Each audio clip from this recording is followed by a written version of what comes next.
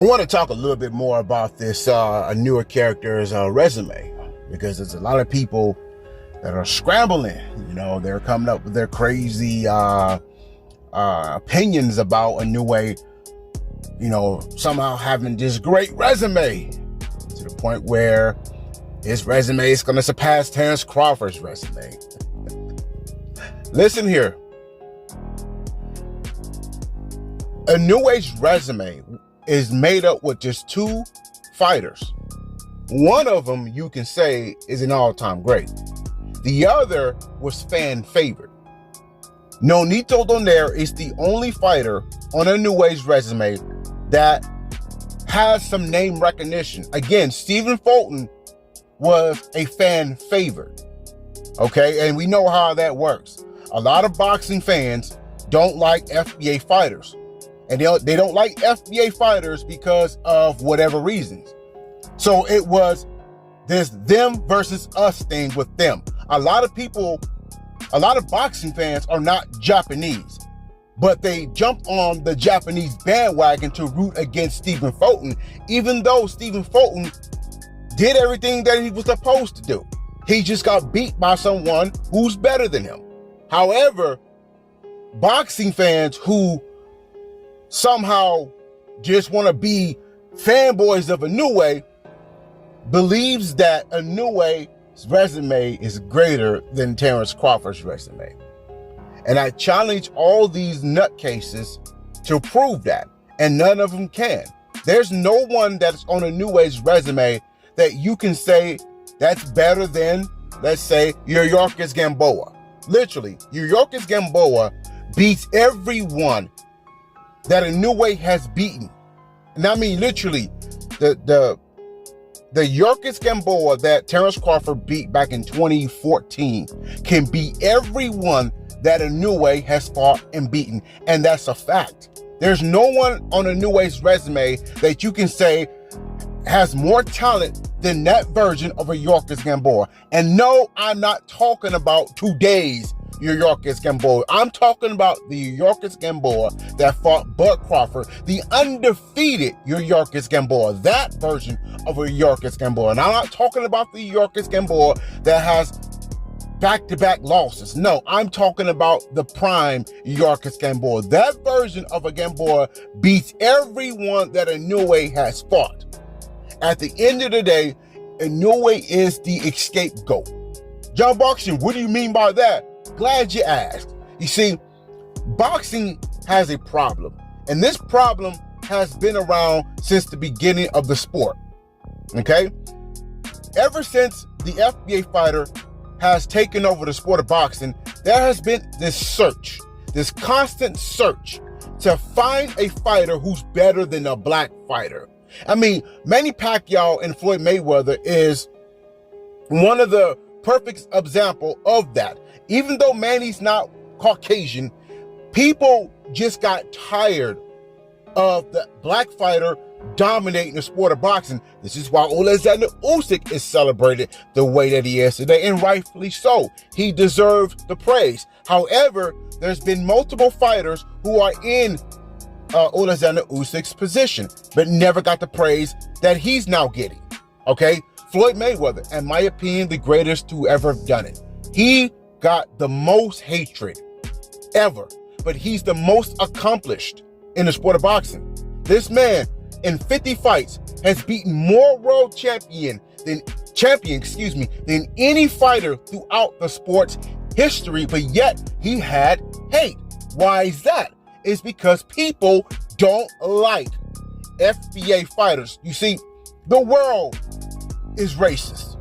Okay? The world is racist. Boxing invites the world into the sport, and this is why you see so many racist fans in the sport of boxing. When you look at celebrated sports, let's say the NBA, you don't really see a lot of racism going on when it comes to the fans, or the NBA fans, or let's say the NFL fans. You don't really see that much racism. Why is that? Well, because there's not a lot of representation. That's why. You don't have a lot of Hispanic NFL players, not a lot of Hispanic NBA players. There's not a lot of representation. So there's not a lot of, NFL fans or non-FBA NFL fans or non-FBA NBA fans that can come on and say that my players that represents me are better than your players that represents you. You don't see that because there's not a lot of representation in the NFL nor the NBA. But there's a lot of representation in the sport of boxing, and this is why you see this them versus us crap all the time when it comes to mega fights between an FBA or non-FBA. So Inoue is the scapegoat for most of these fans, because when the time came for Terrence Crawford to be crowned the #1 pound-for-pound fighter, he got denied, and he was denied for almost 10 years. You see, when he was supposed to be the #1 pound-for-pound fighter, they placed Vasily Lomachenko, who at that time was 5-1. Okay? Then they found Roman Gonzalez. They literally found Roman Gonzalez and placed him #1. And then there was Canelo Alvarez. Okay? And then there was Triple G. Kovalev almost had that spot, but Andre Ward said, not on my watch. But Crawford has been denied for a very long time. And when he proved to the world that he is the GOAT and he is the best of his era, they still denied him by placing Naoya Inoue above him. Terrence Crawford was the first fighter to become undisputed in 2 weight classes. Sure, Inoue duplicated that, sure. But Crawford was better because he had to go through better opposition. Competition that you and I all respect and know. You can listen, no one here in this space who are diehard Inoue fan can never have a conversation about the fighters that Inoue had to go through to become world champion. There's only a few fighters that fans talk about, and we all know those few fighters: Nonito Donaire and Stephen Fulton. Okay, those 2 wins does not supersede Crawford's win over someone like an Errol Spence Jr. That's for a fact.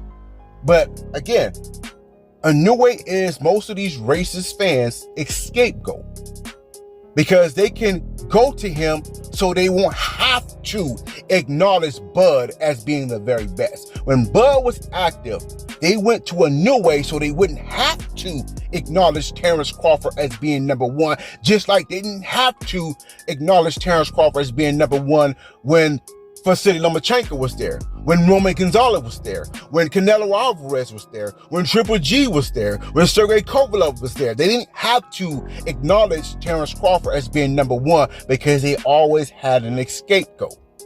That's how boxing works. And that goes to show you that the FBA fighter has to work twice as hard in order to be respected as the #1 fighter. And not even just the #1 fighter, hell, top 5. Okay, top 5. And we're seeing this with Devin Haney. FBA fighters got to do way more, work twice as harder to be seen or respected as a pound-for-pound fighter. Meanwhile, the non-FBAs like Inoue, like Junetone, have to do the bare minimum.